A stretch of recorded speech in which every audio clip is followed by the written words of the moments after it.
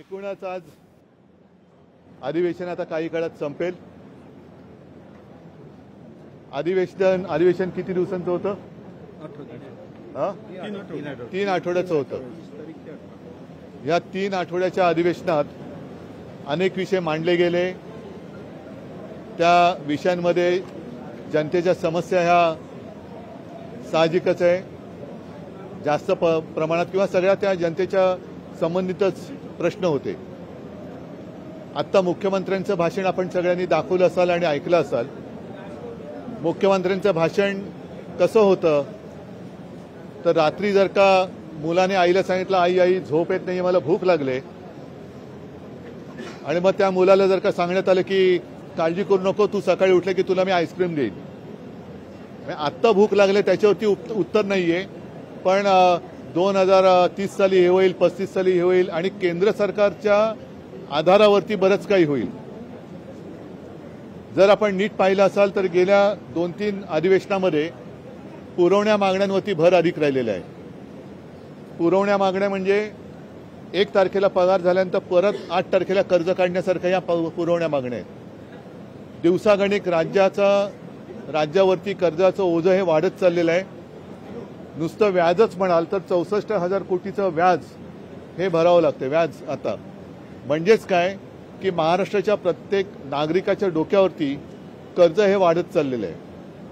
हे फेडणार कसं, त्याच्यासाठी उपाययोजना काय, कर्ज कमी कसं करणार, जाहीर केलेल्या योजना कशा राबवणार, शेतकऱ्यांना हमीभाव कधी देणार, त्यांना कर्जमुक्त कधी करणार, लाडक्या बहिणी असतील, लाडके भाऊ असतील, इतर काही गोष्टी असतील, हे सगळे विषय हे अनुत्तरित राहिलेले आहेत। दिवसागणिक महाराष्ट्रामध्ये गुन्हेगारी वाढते, महिलांवरती अत्याचार वाढत आहेत। कालच आपल्याला माहिती आहे, मी निघत असताना त्याच्या काही मिनिटं आधी विधान भवनाच्या परिसरातच मारामारी झाली। त्याबद्दल काल सुद्धा मी नाराजी व्यक्त केली। आज त्याच्यावरती विधानसभा अध्यक्षांनी उच्चस्तरीय समिती नेमलेली आहे। ठीक आहे, उच्चस्तरीय समिती नेमण्याबद्दल माझा काही आक्षेप नाहीये, पण ही गुन्हेगारी एवढी फोफावली कशी, या गुंडांची विधान भवनाच्या परिसरात मारामारी करण्या एवढी हिंमत झाली कशी, यांची जबाबदारी कोण घेते, ज्यांच्याबरोबर आणले त्यांना आम्ही कारवाई करू वगैरे वगैरे, हे सगळं ऐकायला खूप चांगलं आहे, पण मुळात एवढं धाडस झालं कसं?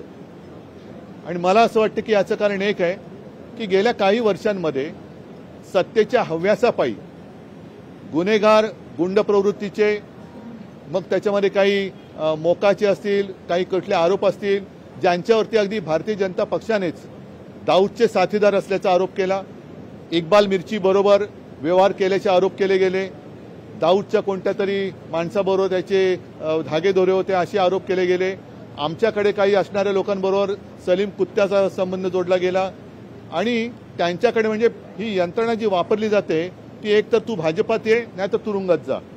मग साहजिकच आहे, लोक भाजपात जातात, आणि भाजपात गेल्यानंतर वॉशिंग पावडर लावून त्यांना धुतलं जातं, नाव खाऊ घातलं जातं, आणि त्यांना राजाश्रय दिला जातो। त्याचा हा दुष्परिणाम आहे, आणि तो दुष्परिणाम जरी आज त्यांना सत्ता मिळालेली असली तरी आपल्या राज्याचं, महाराष्ट्राचं नाव हे संपूर्ण देशातच नव्हे तर जगामध्ये त्याला यांनी काळीमा फासणार, केवळ आणि केवळ सत्तेच्या लालसेपायी। हिंदी सक्ती आणि आता सत्तेची लालसा त्याच्यात काही येत नाहीये, तर सत्तेची लालसा म्हणून हे गुन्हेगारांचं राजकीयकरण चाललेलं आहे, आणि याला मी राजकारण मानायला तयार नाहीये। आपल्याकडे राजकारण हा शब्द आहे, तसा एक समाजकारण हा शब्द आहे।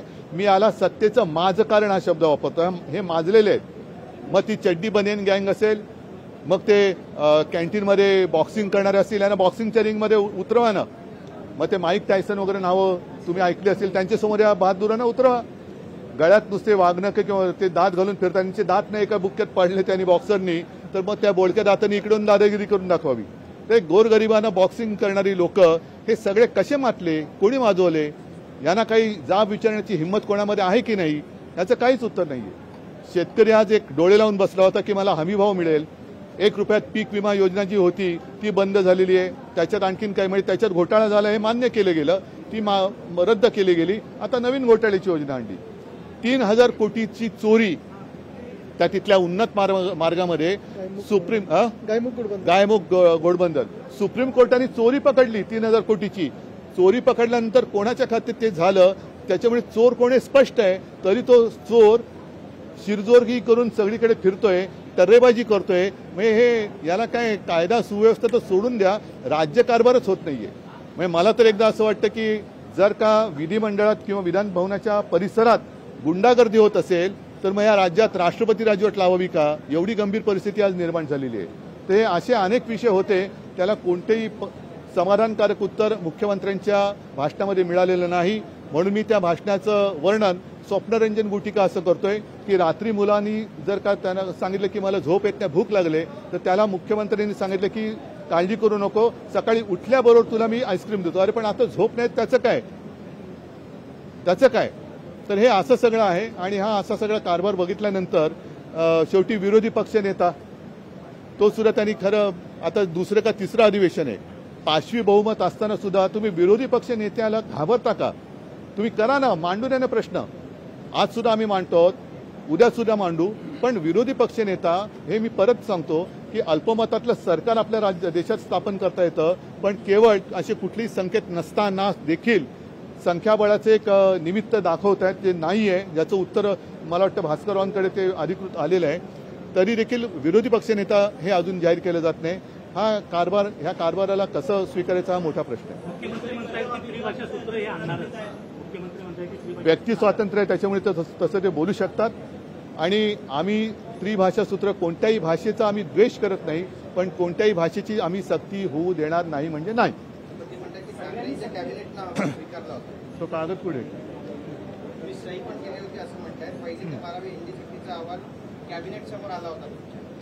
म्हणून माझं मत प्रामाणिक असं आहे की हिंदी सक्ती करण्याच्या आधी मुख्यमंत्र्यांनी मराठी नीट शिकावं, मराठी वाचायला नीट शिकावं. मी मराठी नीट वाचून दाखवतो. 27 जानेवारी 2022 त्याचा हा मी मुद्दाम तो कागदच घेऊन आलेलो आहे. राष्ट्रीय शैक्षणिक धोरण 2020 धोरण अंमलबजावणीसाठी मुख्यमंत्र्यांच्या अध्यक्षतेखाली कार्यगट. राष्ट्रीय शैक्षणिक धोरण 2020 संदर्भात स्थापन केलेल्या डॉक्टर रघुनाथ माशेलकर समितीच्या कार्यगटाचा अहवाल मंत्रिमंडळ बैठकीत आज सादर करण्यात आला. म्हणजे स्वीकारण्यात नाही, सादर करण्यात आला. सादर करणं आणि स्वीकारणं याच्यामध्ये एक बारीकसा फरक आहे. तो चांगल्या शिक्षकाकडनं मुख्यमंत्र्यांनी मराठीत समजून घ्यावा. त्यावर या धोरणाच्या अंमलबजावणीसाठी मुख्यमंत्र्यांच्या अध्यक्षतेखाली कार्यगट स्थापन करण्याचा निर्णय घेण्यात आला. म्हणजे तो अहवाल वाचून त्याच्यावरती काम कसं करायचं यासाठी कार्यगट स्थापन करण्यात आला. बैठकीच्या अध्यक्षस्थानी मुख्यमंत्री उद्धव ठाकरे होते, पण कार्यगटा स्वीकारला त्याच्यावर सही केली असा उल्लेख नाहीये.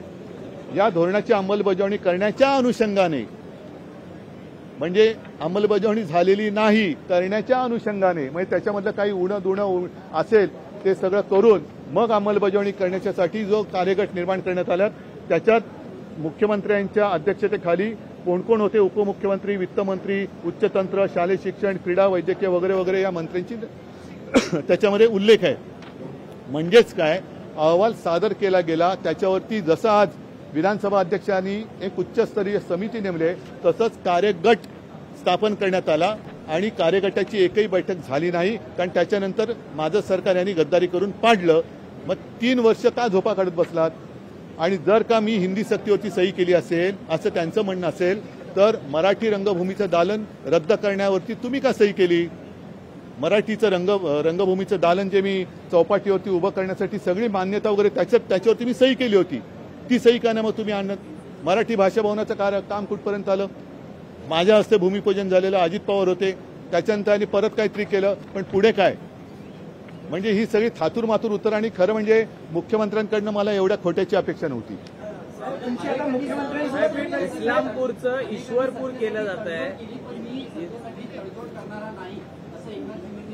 काय काय तडफड करणार आहेत ते जे तडफडतात त्यांना तडजोडीची गरज नसते, तडफडत राहतात ते. त्यांच्या मला वाटतं स्वप्नात हल्ली रेड्याचं भूत येतं असं म्हणतात. शहरांची नावं बदलली जात आहेत. इस्लामपूरचं ईश्वरपूरसाठी प्रयत्न चालू आहे, त्याकडे कसं पाहता? सबसे पहले बाला साहब जी ने मांग की 1986 में सांगली के इस्लामपुर का नाम आज बदल दिया गया, ईश्वरपुर रखा गया है. बाला साहब ने 1986 में सबसे पहले इसकी मांग की थी. हाँ तो अच्छा है ना, लेकिन साथ ही साथ आपका कारोबार भी बदलो ना. कारोबार भी बदलो। सिर्फ नाम बदल कर क्या होगा? नाम बदला अच्छा किया आपने, लेकिन कारोबार भी बदलो। गुंडागर्दी करने वाले आपके अगल बगल घूम रहे हैं, उसमें भी बदलाव करो, कुछ अच्छे लोग ले लो। मतलब मैं नहीं, बाहर के जो है हो आता नाही काल आज आरोप केलेले आहेत राज्य काय अरे त्यांचा प्रश्न होते सत्तेमध्ये येण्याची ऑफर त्यांनी दिली होती। बघा, मी आता तुमच्याकडे येण्याच्या आधी प्रिंट मीडियाशी बोललो आणि चड्डी बनियन गँगचा उल्लेख केला। आता चड्डी बनियन म्हटल्यानंतर एक जाहिरात आहे, ही अंदर की बात है। गृहराज्यमंत्री योगेश कदम यांच्या आईच्या नावावर असलेल्या हो, त्यांनी अनिल परवानी पुरावे समोर ठेवलेत। आता बघूया आता काय कारभार करतात। जे बदल मी म्हटलं ना, आता काय बदलतात बघूया। नाही वो छोडो। अरे आता असं आहे ना, मी तेच म्हणतोय की कोणी कोणाला भेटू नये असं आहे का? आणि मी भेटलो ते सर्वांच्या समोर भेटलेलो आहे आणि भेटल्यानंतर हिंदी सक्ती नको हे त्यांना मी तुमच्या माध्यमातून म्हणजे प्रिंट मीडियातनं वगैरे जे काही विविध तज्ज्ञांनी लिहिलेले लेख होते त्याचं एकत्रित संकलन करून हिंदी सक्ती का नको ते एक संकलन करून मी त्यांना पुस्तिका भेट दिली, म्हणून मी भेटलो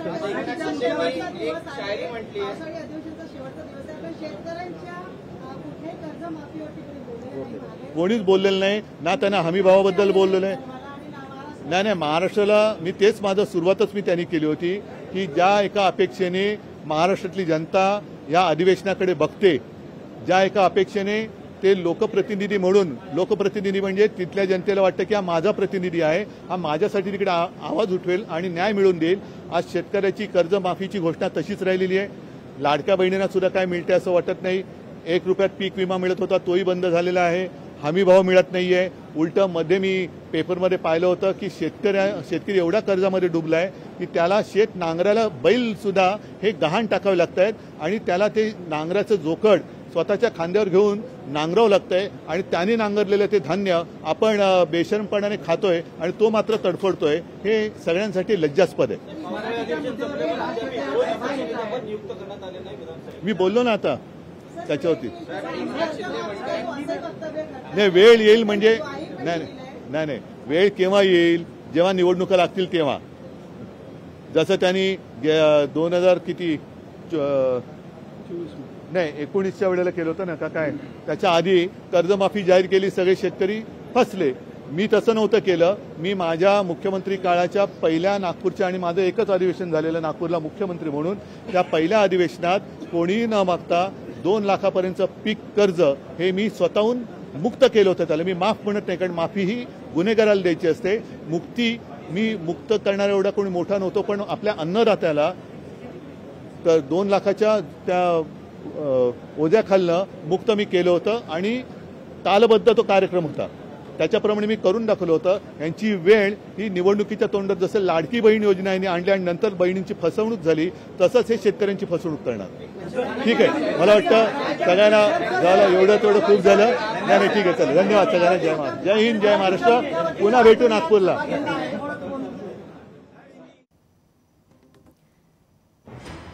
तर विधिमंडळ परिसरातून उद्धव ठाकरे बोलत होते। भाजपात गुंडांना राजाश्रय दिला जातोय असं वक्तव्य उद्धव ठाकरे यांनी यावेळी केलेलं आहे। तर तू भाजपात ये नाही तर तुरुंगात जा अशी यंत्रणा असल्याचंही उद्धव ठाकरेंनी म्हटलंय। दिवसेंदिवस महाराष्ट्रात गुन्हेगारी वाढतीये असं हे महत्त्वपूर्ण वक्तव्य उद्धव ठाकरे यांनी विधिमंडळ परिसरातून केलंय। लोकशाही मराठी ऐका, पहा, जागरूक रहा।